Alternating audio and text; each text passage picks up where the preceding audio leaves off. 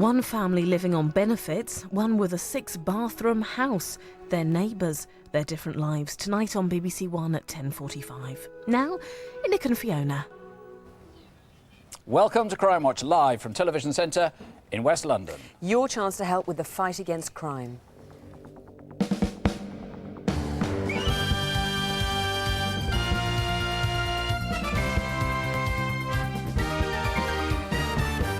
In the studio tonight, as every month, each table represents a team of investigating officers. They're all drawn from across the United Kingdom, places like Humberside, Buckinghamshire, Berkshire, London, Avon, Somerset, many others beside. They're all waiting by the phones. They've all got serious crimes.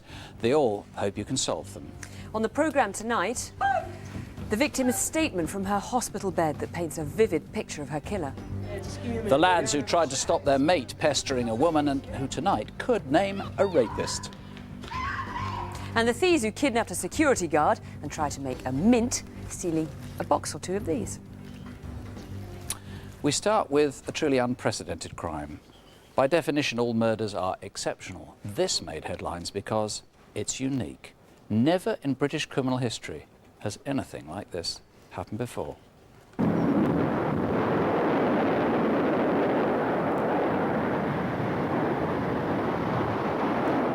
He did a year at Bristol University during Freshers' Week to say I've joined some clubs, including skydiving, and he knew what we'd think. He phoned us after his first jump. He had literally landed. And he said, I missed the drop zone, I just landed between some cows. But thoroughly fired up to it. Absolutely loved it. And he jumped then from then on as often as he possibly could.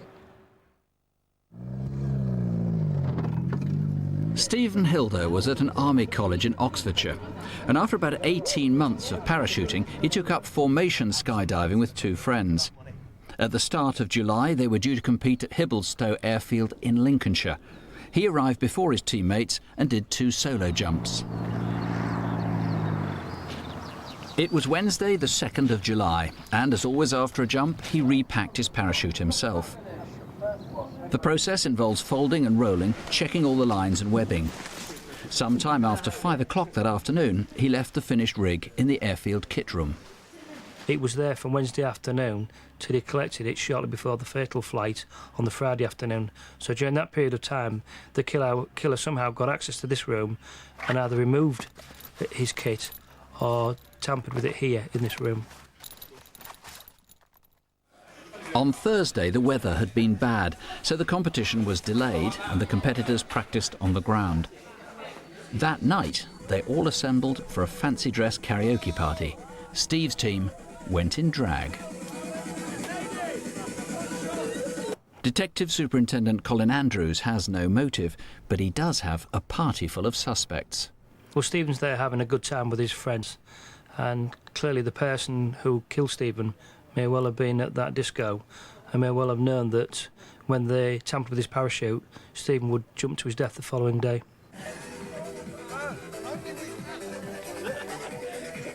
It was a really good evening, and sort of everyone was dressed up and looking stupid, so... And Steve was having great fun standing up for the karaoke, and that was just him standing up to just make a fool of himself. Yeah, everyone was still having fun. It was sort of closing down around about 2:30, and I left just while the DJ was saying that it was going to be shutting down in a few songs, and Steve stayed around till the end. In relation to the party, we need to trace everybody who was there. We know during the week there were 200 to 300 people who attended the site. If we trace all the people, then we will trace the murderer. Steve had his own car up and he was just sleeping in that. We got the tannoy announcement saying that we were sort of going to be going up. Once we got our kit on, we go to the main area where we kit check each other. On that day with Stephen's kit, everything was absolutely normal. Whoever did it knew exactly what was and wasn't checked. While we were waiting to get on the plane, we just went through the dive we were going to do, made sure everything was clear in our heads, and just had a laugh and joke around before we got on the plane. The police and Steve's family have given this footage to Crimewatch in the hope it might prick someone's conscience. This is the moment Steve jumped from 13,000 feet with his sabotaged parachute and a sabotaged reserve. The actual dive was the best dive we'd ever done. And there was a point in the dive that we all just made eye contact and could just tell that we were all really happy and knew that we were doing really well.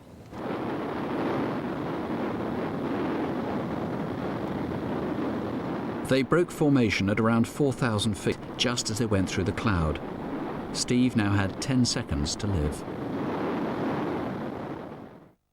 Well, Stephen would have known that once he tried to deploy his reserve chute and it didn't work, that he had no chance of survival. And one can only imagine the terror that must have gone through his mind at that time. And he hit the ground doing about 120 miles an hour a few seconds later. I landed fairly close to the main group. One of them sort of walked out towards me and said that one of the guys on my team hadn't opened a parachute, and I knew immediately it was Steve because I recognised Dave's canopy. Late on the Friday evening, opened the door to 2 policemen stood there. And you know something's you're going to be told something. And that's when we were told on Friday night. As soon as Stephen's body was found, it was obvious that his parachute had been deliberately tampered with. There were 2 scenarios here. Had Stephen been killed by somebody, or had he taken his own life? Steve was just acting normally all the time I saw him. He was really focused and wanted to do well on the jump. I can't believe that it was anything other than murder.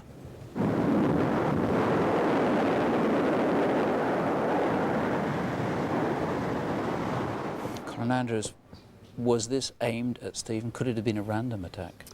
Well, I'm not in a position to rule out a random attack, but my gut feeling is that Stephen was killed by someone that he knew, someone that he'd met at Hibblestone last week, and for whatever reason, somebody who had a grudge against him. There have been conspiracy theorists who've said, look, there are movies like Terminal Velocity and Drop Zone. I think it's in Drop Zone that somebody actually is attacked like this. Their parachute's torn on July the 4th, and Stephen died on July the 4th. Yes, and we are obviously investigating that. What I'm interested in is not the films, but any skydiver who had a particular interest in those sorts of film, and more importantly, was at Hibblestone last week, because there's no doubt at all that during that week the murderer was present at Hibblestone and the parachute was definitely sabotaged at the site at Hibblestone. Now, you're pretty confident you must talk to everybody who was there at the Collegiate Week skydiving? Yes, there's no doubt that the murderer was present at Hibblestone, so we need to speak to every single person who was at Hibblestone between the 30th of June and the 4th of July. One of the interesting things about this inquiry is that we've spoken to many people who believe they've got nothing interesting to tell us. But in actual fact, when we've spoken to them, they've given us crucial information. So my appeal is to everybody who went there, please contact the police, tell us everything, no matter how minute that detail is, and let us make the judgment as to whether or not it will assist the inquiry. Now, you say your strong suspicion is that Stephen was deliberately targeted. Has anybody given you a motive, a reason for this? No, there's no motive at all. Stephen was a 20-year-old student who had a bright future, but whoever did this carried out a wicked act, knowing full well that Stephen couldn't defend himself. They knew that Stephen was well known at the skydiving centre and that his particular parachute was very distinctive. We need to catch this person very quickly. So anybody who heard an argument that took place that week, heard somebody being slighted by him, somebody taking offence at something he said? I mean, it could be as minor as that, could it? It could be absolutely anything, yes. It could be a minor argument, a minor disagreement, anything at all. And presumably the killer will have acted oddly or angrily or something beforehand, or perhaps afterwards, or maybe even will have confided in someone. Absolutely. Certainly we were interested in people who went to Hibblestone who acted strangely before the killing or after it. And certainly, in my experience, many murderers do actually confess their crimes to a third party. And clearly, if that third party is watching this programme now, I would say, look at that film, think of Stephen's parents, think of Stephen and come forward and tell us what you know. The police are hopeful that DNA might help them solve this case, which would mean that it's very easy to eliminate people. Come forward, please, if you heard anything, and if you were there at Hibblestone for that Collegiate Week. The police need to find you. Just come forward, please. I said this case was unprecedented in Britain. It has been tried before. In April, a Marine in the United States was charged with 13 counts of attempted murder after sabotaging the parachutes of his colleagues. But fortunately, he didn't tamper with the reserve chutes too, so nobody died. Stephen Hilder's killer was more thorough and cold-blooded. Call us or call the incident room on 01 724 274 260, or you might contact us by email through our website bbc.co.uk/crime. We've had some of our best progress ever since last month's programme. A number of arrests and £90,000 worth of treasured possessions reunited with their owners.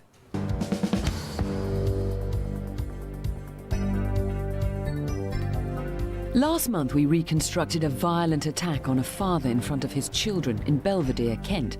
They'd been travelling home after a party at a friend's house just before Christmas. 2 viewers called police giving the same name. A man's been arrested and is awaiting trial. We showed a haul of antiques last month. Avon and Somerset Constabulary were trying to trace their owners. Well, we had an absolutely amazing response. 5 viewers recognised the antiques, including this ormolu clock and these barometers, and information from viewers led to the arrest of 2 people suspected of receiving stolen goods. Now to Greater Manchester. This is Terence Centenera, who was wanted for alleged GBH. 4 viewers called and gave us his work address. He's been arrested and is awaiting trial. A young German investment banker died following an argument over a taxi fare in central London. His name was Tobias Buss. Independently of Crimewatch, a man has now been arrested for the offence. We're also getting news from appeals we showed earlier on this year. In February, we reconstructed the death of David Warrilow, a driver from the West Midlands who was run over when thieves tried to steal his van. We broadcast a 999 call, and several people thought they recognised the voice and gave police a name. 2 men have been arrested and charged with murder. In May, we reconstructed the killing of Lucy Royal in Davyhulme, Manchester. 3 people have been arrested and charged with conspiracy to murder, though the information was received independently of Crimewatch. And you may remember appeals we've made to find the killer of the boy police called Adam. He was the child whose torso was found in the Thames in London, but who's never been identified. 3 weeks ago, a man was arrested in Ireland on an extradition warrant for passport forgery. He's also being questioned about the murder of Adam. We'll let you know if anything develops.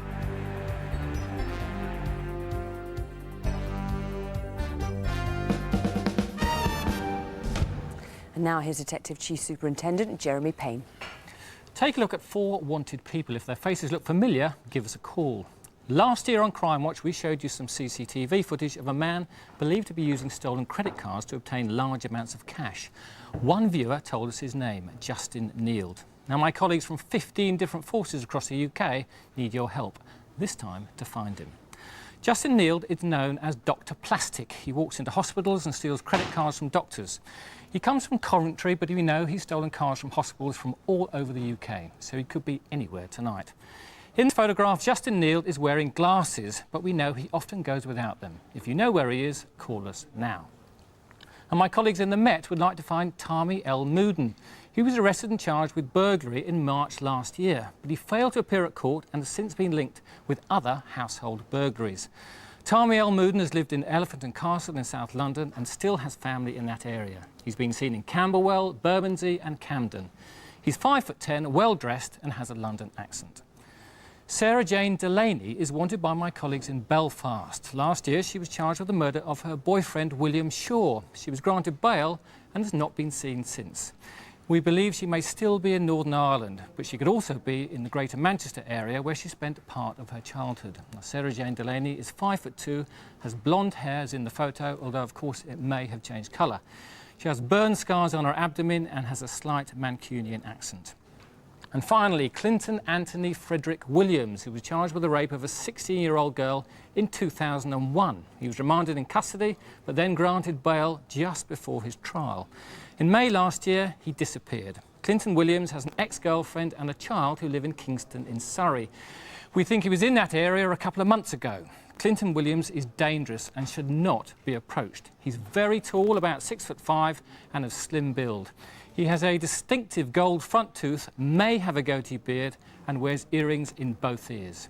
Do you recognise him? Call us now. 0500 600 600.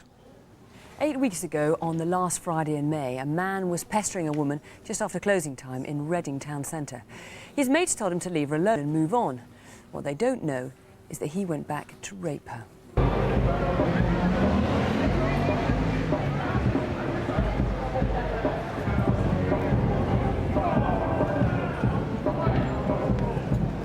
I was sitting opposite Burger King in Station Road in Reading. I wasn't with anyone at the time.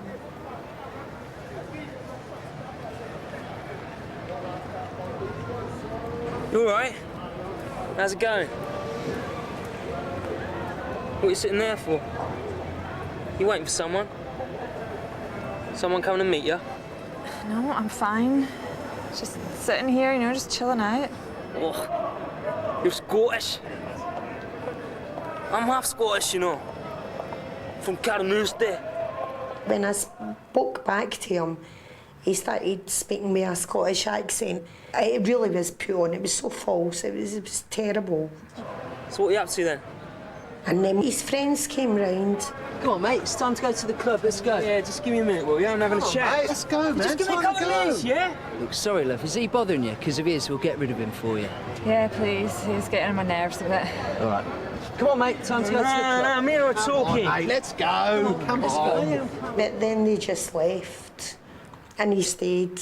He said, no, I'm staying here, I'm staying here. Look what I've done for you. I've left my friends so I can be with you. You see? Hey, what are you ignoring me for? Why don't you come and have a drink with me, eh? I'm Scottish too. We should stick together. Why don't you come back with me? I can get us a hotel room. Come on.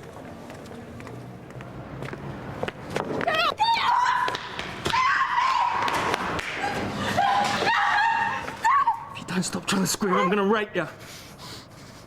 He's doing this thing on my throat where he stops you breathing kind of thing, so I couldn't even scream. I'll kill you. I'll kill you. The man in the white shirt then raped the woman. Midway through the attack, a man entered the alleyway. And all I could hear was somebody saying, I'm bloody hell, sorry, mate. and then going away. It was only for a split second, you know. I kind of think, please come back. Eventually, the woman struggled free.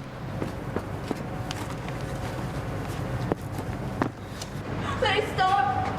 You help me. I've been raped. Okay, now calm down. Speak slowly for me. Can you show me where you were raped? Okay, now the man that did this to you, did you get a good look at him?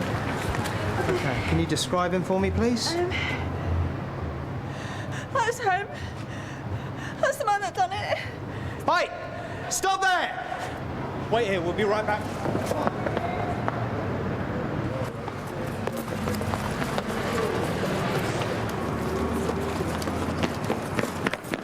Which way did he go? Down there.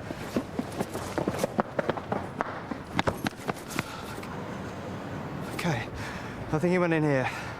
I'll check the ground floor, you go up a level. I'll call for backup. Echo Alpha 2-3. Request urgent backup. It looked as if the rapist had run into the Garrard Street car park.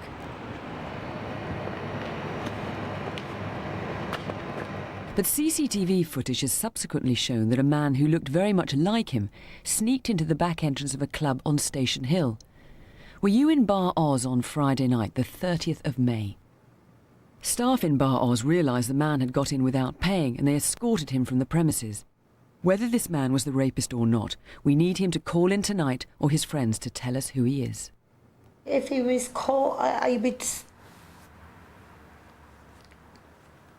would feel relieved because then he couldn't do it to anybody else.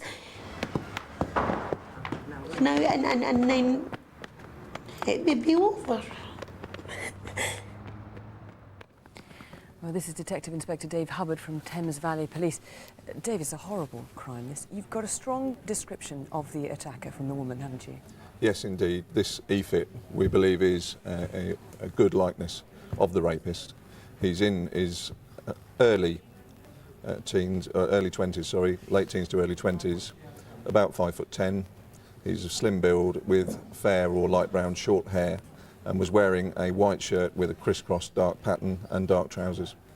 Now, the two friends that we saw with him in the reconstruction there, they tried to get their mate to come along with them. They didn't succeed. It's very likely, isn't it, that they've no idea that he then went on to rape this woman? Absolutely. They may well have no idea at all that the rape has taken place. We desperately need to speak to them. They've done nothing wrong. And I would urge them tonight to contact us. OK, so we must stress, as you say, they've done nothing wrong. You've got some CCTV, which you think is one of them. Let's take a look at that. It's the chap with the bald head that's the mate, and that's the person you hope is going to get in touch tonight? Yes, yeah, here we see our suspect and our man with the shaved head, his friend, and that's who we need to speak to. Now, we saw the CCTV on the reconstruction. Now, we must stress, this is the person that you suspect could be the rapist. You don't know that for a fact. Right. And this is when he was trying to get into Bar Oz. Yes, we've seen this man entering Bar Oz through the back door and then being thrown out for not having paid. Obviously, we can't say for sure whether he's involved or not, but again, we really do need him to come forward so that we can eliminate him from inquiries. And of course, anyone else who was at Bar Oz that night that hasn't come forward yet. Have you got any other clues to go on as to who this could be? Yes. The victim thinks that she managed to bite the offender on the hand, and he may well have a bite mark. Also, there are other people that spoke to the victim on the night, and we'd very much like them to come forward as well. OK, well, that's the number to call if you can help, if you know any more about this. 0500 600 600, or you can call the Instant Room on 01189 536 060. Now, a clue so big we couldn't fit it into the studio, so Nick's outside. Think back about 3 months. It's traditional to give chocolates at Easter, but not to steal them. Tonight, we're looking for a gang of 6 men who went to extraordinary lengths to steal some chocolate. In fact, 38,880 boxes of them. And almost equally interesting is their escape vehicle. This is it. A tractor unit on the front showing a 54-foot trailer. You don't exactly go incognito down the M62 in one of these, but this is what they did with Kit Kat written all the way down the side. This is the actual trailer that they stole, and it was loaded not with Kit Kat, but with After 8 mints. This is just one pallet. You can imagine how many After 8 mints you can fill a whole thing like that for. Now, mints covered with chocolate are pleasant, but you'd hardly think it's worth terrorising someone and kidnapping someone to get hold of them. Here's the guy who's trying to find the gang, Rob Noel. Rob, we'll go into why they stole them in a moment, but this was actually quite a serious and quite a major crime. It was, Nick, yes. Tell us, I mean, there's 6 people involved, at least. What did they do? A number of men attended at ABP near to Immingham.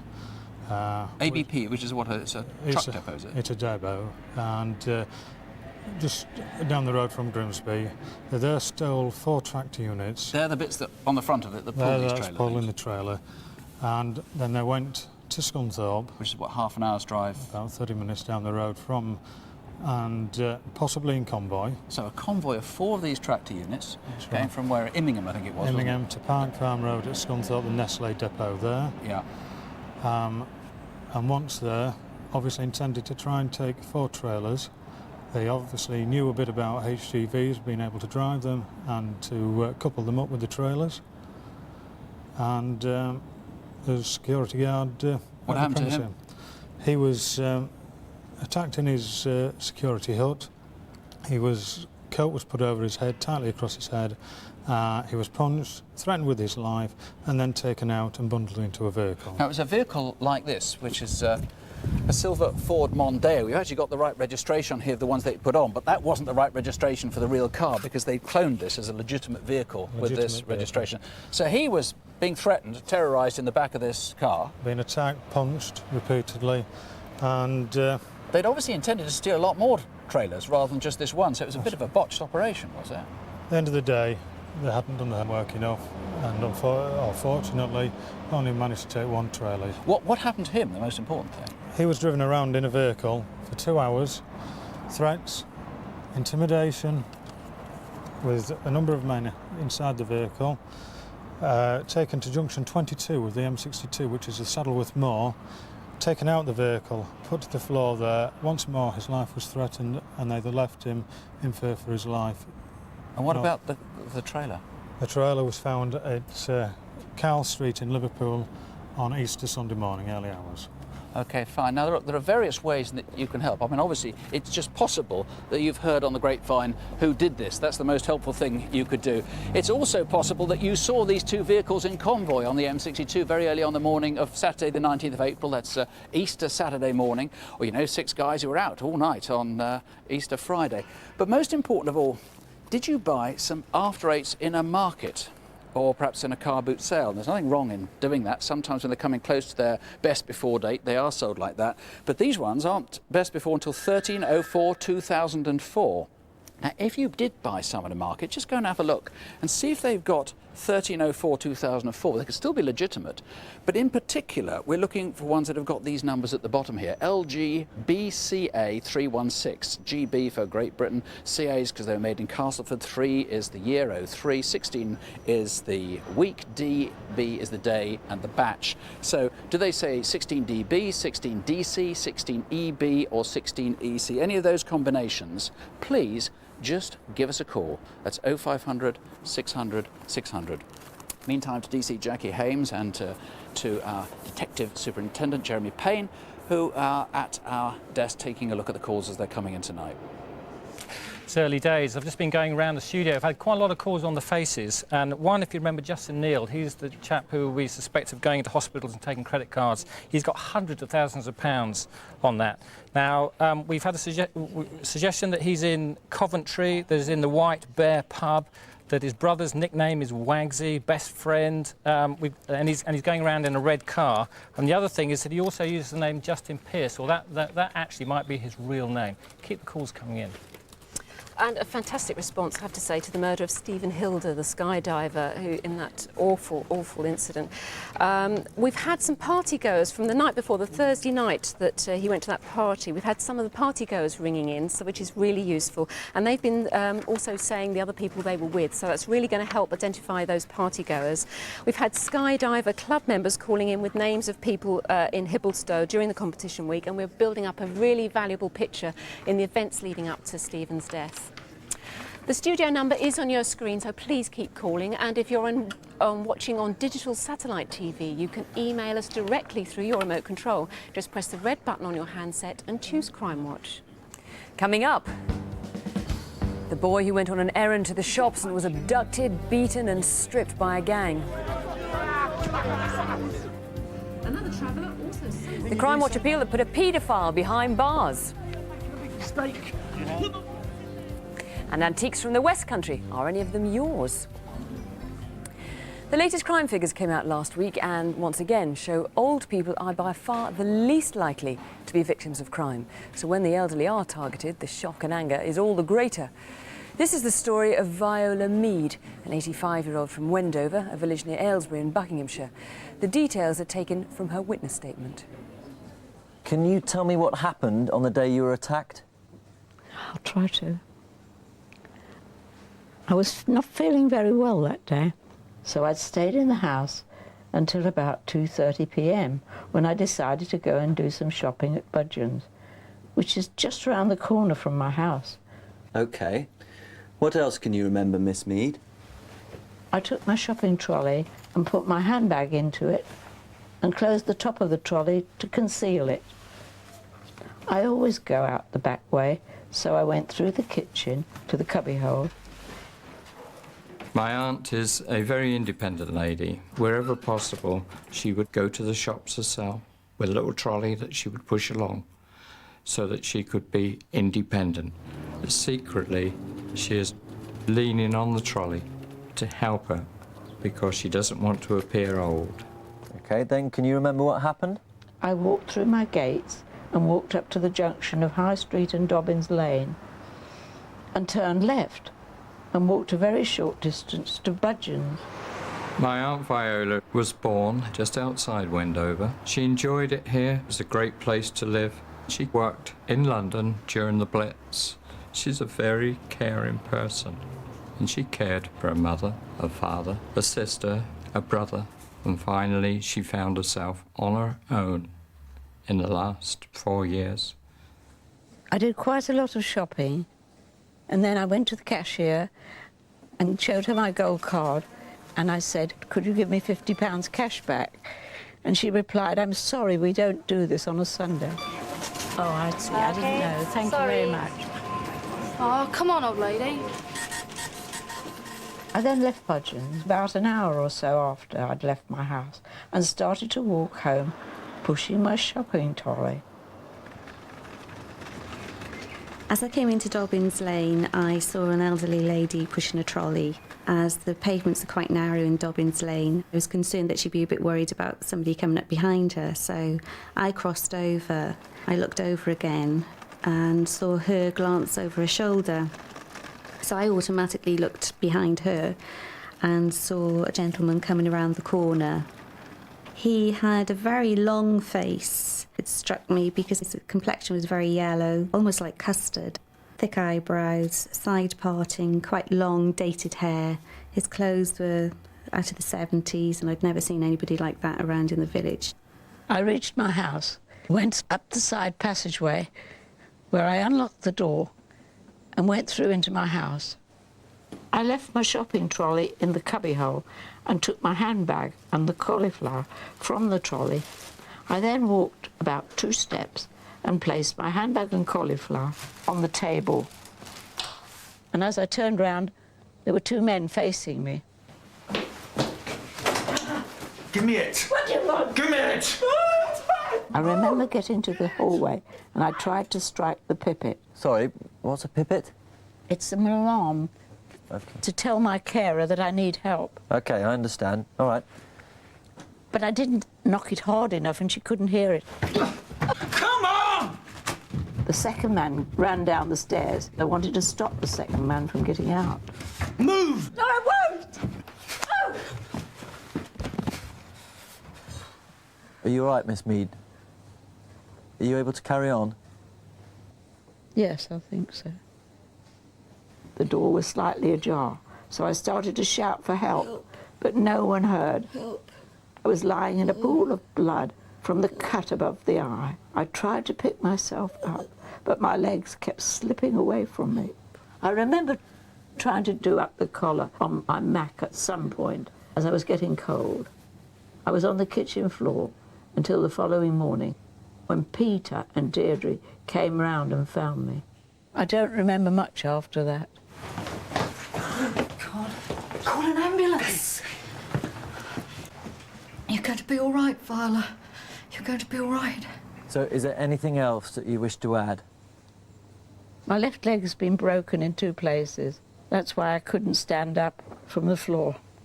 I'm now too frightened to go back to my house as I live on my own. I used to be an independent lady, but now I feel I cannot stay at home. Don't worry, Miss Mead, you've been really helpful. No, don't think about getting home for the moment, just make sure you get better, all right? You've been really brave. On one occasion, she turned to me and said, "Why me? I've never been any bother to anybody. Why did they pick on me?" When my aunt died, I felt extremely bitter. To assault an elderly person of 85 years old and leave them on the ground for 19 hours, it made you feel sickened that we do have people that can do such a terrible thing. Detective Superintendent Steve Morrison from Thames Valley Police is leading the investigation. What did Viola die from? Definitely as a direct result of these injuries? Yes. Because it was some 15 days later, wasn't it? She was in good health, although very frail, and as a result of those injuries, she died. Now, Wendover's a pretty small place, and these people definitely were not local residents. We've looked through the whole community there. There is nobody that fits this description, apart from the individual who saw them on the day, and nobody else recalls them at all. And that individual witness gave a description which is strikingly similar to the one that Viola gave. It's amazingly, strikingly similar in the sense of the jaundiced face, the long face, the prominent nose, and very jaundiced, and the whole thing goes back to they're so out of date in their clothing, in their hairstyle. Everything is just so out of date. When you say jaundiced, yellow face, in fact, I think the witness, who was quite some distance away, it was quite extraordinary that she made so much of the yellow parchment-looking skin. Indeed, it's so yellow as to strike a person from some distance, that this man has such a jaundiced face.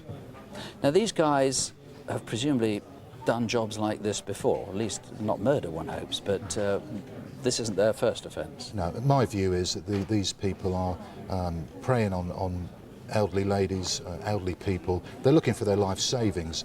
I think we can illustrate by the fact that one of the men goes upstairs even after they've got a handbag.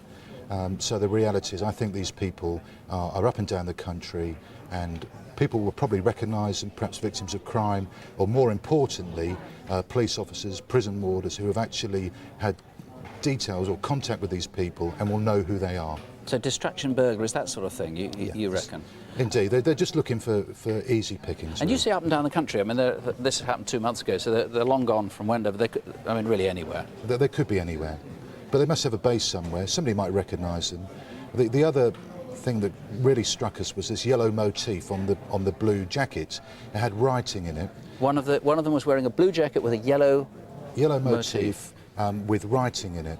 Now, put those combinations together, the out-of-date clothing, that kind of motif, somebody must recognise who that individual is. OK, well, if you've ever been attacked like that, know somebody who was by people like that, if you're a police officer, come across them, court official, whatever, for heaven's sake, please let us know who you think they are. Let's stress that these are rare, these attacks on old people. I know they don't seem like that because they make headlines, but Help the Aged tells us that older people are much, much less likely to encounter crime than any other generation. In fact, less than 0.5% of victims of violence in the latest figures were the elderly. So these two men are unusual and unusually dangerous. Tell us who they are, 0500 600 600, or the incident room on 01296 396 170. Earlier in the programme, we mentioned the fantastic response that the Antiques Avon and Somerset Police brought in for us to show you last month. Tonight, we've yet more antiques from the same patch. Cast your eyes over this lot.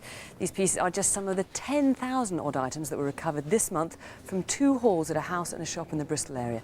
Police reckon the total value of what they've recovered is £1 million. So do any of them look familiar? As ever, Paul Hayes is here to tell us more. So, Paul, what have you got for us? We've got some very unusual items this time. This pair of large continental porcelain figures here. Superb quality, leaning against these Romanesque columns. And just look at the quality of the painting of the dress, and on the gentleman there of his pantalette. I wouldn't mind a pair of pants like that, actually. And he's playing a lute or a guitar, and she's playing the tambourine. And those date probably about 1870, 1900. Just superb, and they've got a distinctive maker's mark on the bottom. So if someone wants to claim these as theirs, they need to tell us what that distinctive maker's mark is. That's right, and there's a pattern number which is quite unusual with those as well. OK. And we've got this panel here. Where's this come from? And this has started out as life as a fantastic chest or a cabinet. This is the veneered panel from one of the doors. And what's happened, it's what they call quarter veneering, where they've got the same piece of wood cut in different slices, placed in these 4 sections here, where you get this sort of cross effect there. The pattern is cut out by the carpenter of the day, and then the design is inlaid then with all exotic woods. We've got fruit woods, we've got satin wood. Fantastically intricate, isn't it? Superb. These are birds of paradise with the floral basket there. The cabinet must have been superb with this. It's been placed and glued, unfortunately, onto this large piece of wood here. Why that was it destined for something else? We don't know. We'd love to find out, really. OK. All right, now what else have we got here? Need a cup of tea, if you want. I wouldn't mind. One or two. We've got this fantastic patch box here. Now, originally they were used for to cover smallpox scars. The idea was that you would put a piece of paper in there, and it would actually put the paper on your skin to cover your scars when you suffered from the smallpox. In the 18th century, they were used for beauty spots. For the dandies of the day would have really white faces, and they would place the old spots around there. Fantastic, and of course quite rare. These date from sort of late 18th century. Fantastic design, and this one's named and dated. So that's the key information that someone needs to ring in. An exact year on that one, which is what fantastic. Value on this? That's probably about £600. £600? Yeah. Superb. And clocks, we seem to always get a lot of clocks. We did very well with the clocks last month, actually, so we can do that tonight. Yeah, I mean, there's a vast selection here. These date from sort of 1700 right the way through to the turn of the last century. We've got this one here, which I have to mention, is what they call a skeleton clock. And the idea was that the watch or clock manufacturer wanted to show his work off, so they deliberately designed them without a case. And wonderfully done. This one is an open-faced one. It's got a fusee, chain-driven movement. And if you have a look down the bottom here, it's got this marble plinth, and on here would sit a glass dome which would protect the movement from dust and dirt and show really well on your mantelpiece or on your sideboard and so on. And how much would something like that be? That's probably £1,500 to £2,000. Really, as much as that? Now, I'll tell you one thing that caught my eye was this. What is this? Well, it's a Japanese bronze, but what's unusual, this dates from probably 1890, 1900. It's of a football player. Now, if you think about it, football really has only been around since about that time, so this is probably quite primitive of the day. It's got a homemade ball there, superb quality. There's a lady there actually looks like she's going to catch it or release, release a dove, but somebody might just see that. Now and again you get distinctive items that are very unusual. Hopefully someone will remember that. Yes, well, certainly if someone has this, they should recognise it tonight. Yeah. Well, if you'd like to have a closer look at these, you can visit the police website. That's www.avonandsomerset.police.uk and click on Crime Stoppers. There are so many items, it will take police a few weeks to get them all online, so please be patient. And now here's DS Jackie Haynes. A shop, a garage and a 5-star hotel. 3 locations where CCTV cameras caught people in the act this month. Help us track them down.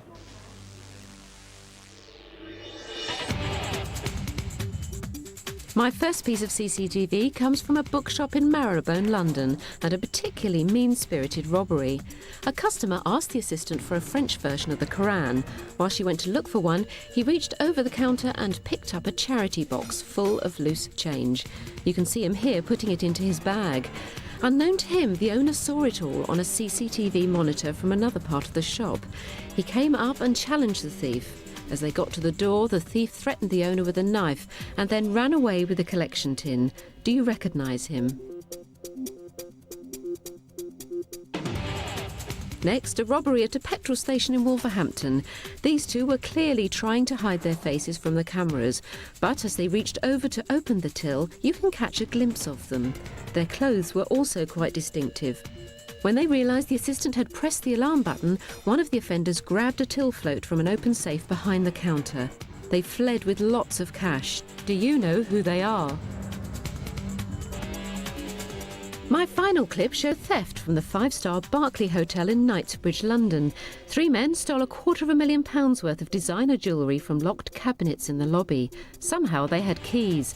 As 2 of them loaded the bag with jewellery, another kept watch. The whole thing took just 3 minutes. If you know who any of them are, call 0500 600 600. Next, why would a gang of thugs beat and humiliate a young boy who was a complete stranger? The victim was just 13. So young, we thought it was wrong to use an actor that small, so the part's played by someone who's 16. But the story is told by the real boy's mother. It happened on Sunday, the 30th of March, Mother's Day. My son is very gentle, and he's the centre of the family. If I want anything in the shop, he goes, "Oh, Mummy, I'll get it for you." He's a pleasure to have around, and I'm so proud to have him as a son. He'd volunteered to go to the shops to get top-up cars for gas and electricity. It was the first evening of British summertime. One stop, please. I forgot that the clocks went forward that morning, so it was more closer to 8:30 left the house than 7:30. If I realised it was so late, well, an hour after the time I thought it was, I wouldn't have let him go, because I know that by 9 o'clock or thereafter it starts to get dark. Even so, it was only a short ride to Tottenham High Road in North London.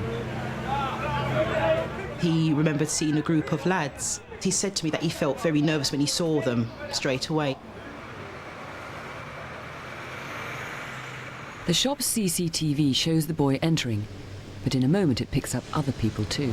Can I have £5 on the electric and £5 on the gas, please? We do gas, but we don't do electric. Can I have 5 on the gas, then, please? Sure. Police would like to trace the 2 shoppers who were nothing to do with the gang outside, a man in white and a woman in beige. But who was the lad in a black top and white trousers? There's some Philly blunts. The guy ordered something over his shoulder. At that point, he said he felt nervous, but he waited for the lad to leave out the shop first. When my son came out of the shop, he went to the bus stop to get the bus home, but when he saw the group of lads there, he got scared and he didn't want any trouble, so he crossed the road, and there the lads approached him. Walk before I punch you. Walk faster. Walk faster! The lads walked my son down Phillip Lane and turned onto Greyhound Road. where they told him to empty his pockets, and he just offered them the few change he had left in his pocket. One of them offered him a sweet, and when he turned, they smashed him in the face with some concrete. And at that point, they got him to continue walking down Greyhound Road in a headlock. The terrified boy was aware of passers-by in Greyhound Road. Did you by any chance see a gang of boys like this, with someone much younger in a headlock? After forcing him to walk for about a mile, they dragged him into a dark alleyway next to the railway bridge in Forster Road. They were stomping on his head, on his shoulders, his tummy, his legs. He said after about the 4th or 5th thump or kick he was getting, he just gave up and he couldn't feel it. He tried to switch his mind off of it so he couldn't feel no more pain. You didn't hear him, get up! It's a stunner! By now, the gang had kept the boy for an hour and 20 minutes. Take this off, man. Take his clothes. Take his clothes. Search his clothes. What's in them pockets? Take the trousers off. I searched that out. You're going too slow, man. You're going too slow. What's the long time?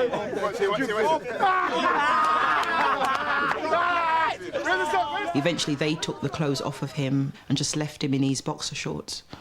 While my son was still lying on the floor, one of the other lads took a lighter. My son said he was numb, and the lad set his clothes alight. Well, let's dash him on the fire. Dash him on the fire. Please. He thought to himself that he was going to be killed. Go, get up, run! And if you tell the police, we're going to shoot you. Yeah. Go, run! Move, run! Move! Run! Ran through the alley. He told me, Mummy, I couldn't see anything because my face was so swollen. But I saw a light through the split of my eye and I just ran into the light. What happened to you? Take me around the back of the shop, please, and call the police.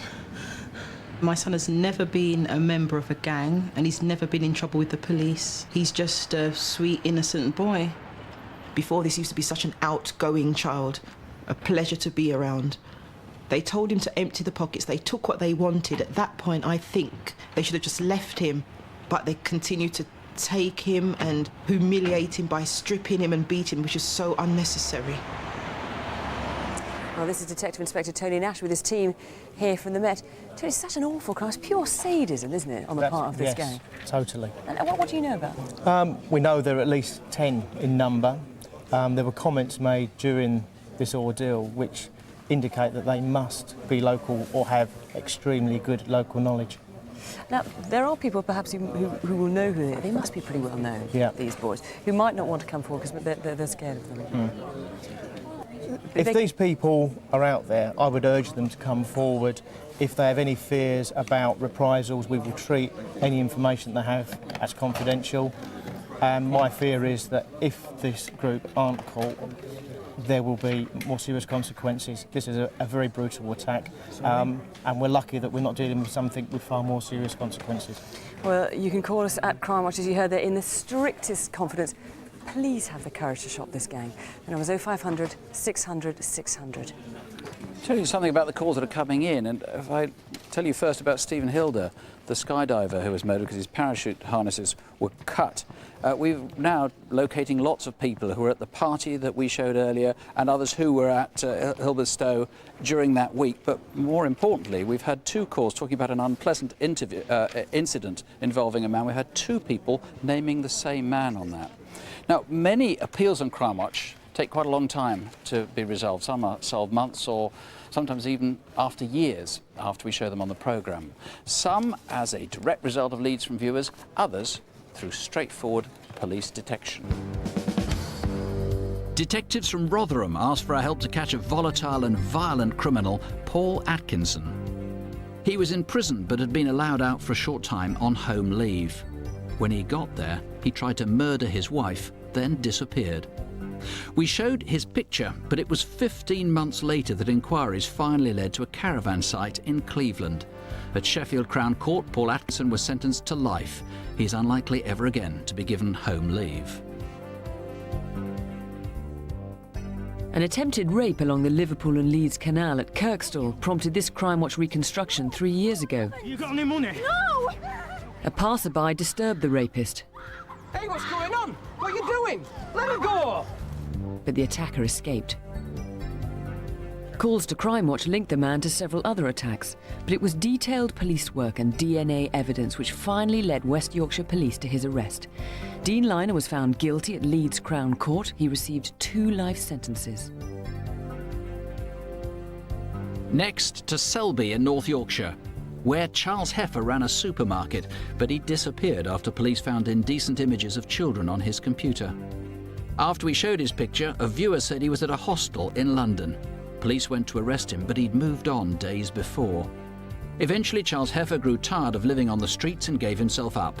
Last month, he was sentenced to 12 months. Damien Smith was wanted by Lewisham Police in South London for several robberies.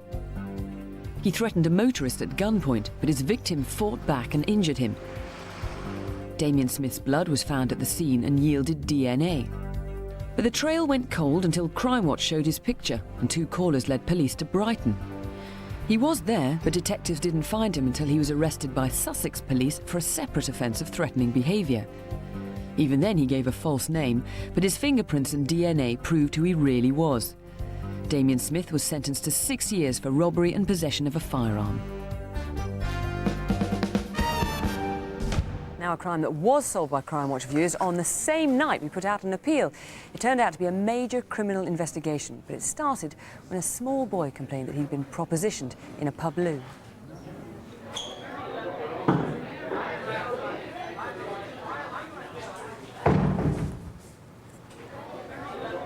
Go in.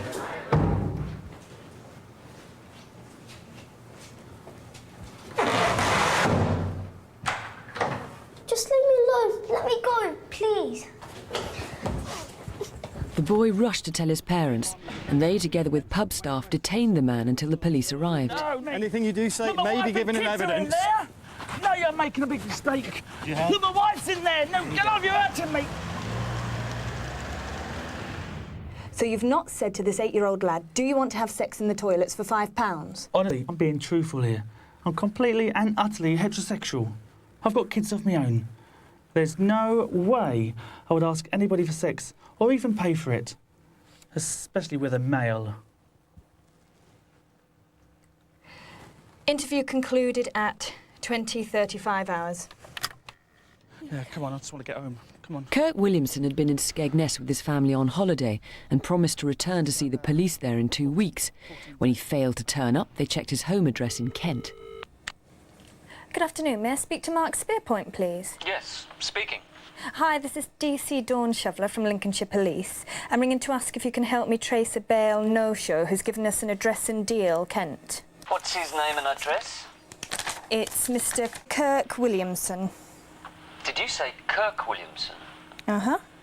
Well, that's a bit of a coincidence. We've just interviewed and bailed a David Bright using the name of Kirk Williamson for credit card fraud.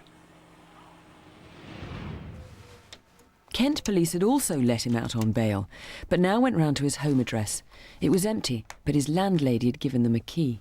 I'll check upstairs with you, Steve. Yeah, well done, Andy. Well, Dawn asked me to go round to the address that she had, which matched the address I had, although hers was in the name of Kirk Williamson and mine was in the name of David Bright. You walked into the kitchen, it seemed strange. It was empty. I found a photograph of him and his family, and fortunately, an old bank statement which had DC Bright written on it. I made inquiries with the bank into DC Bright, and the information that came back was that of a David Charles Bright and a date of birth. With that information, I then researched the police national computer again, and bang, hey presto, we had the details we wanted. It opened up a whole new side to Mr. David Bright. Another traveller, also somewhat confused about his name, David Charles Bright, Kirk Williamson, David Hall, or, well, maybe now it's something else. Whatever you know him as, colleagues in Lincolnshire want to speak to him about deception and indecency offences. He may be living with a woman and her 2 children, so it's urgent we find him. Now take a look at Henry. Oh, God. It was a normal evening, really. Watch Crimewatch. We always watch Crimewatch. And his picture came on, and I was really stunned, and I thought, can that really be the man that I was with, you know, the previous weekend at a birthday party? And I thought, my children were there and other children were there that I knew, and I felt sick that something could have happened to them. Within minutes of the call to Crimewatch, the search moved from Kent to Sussex. Just after midnight, police arrived at an address in Hastings.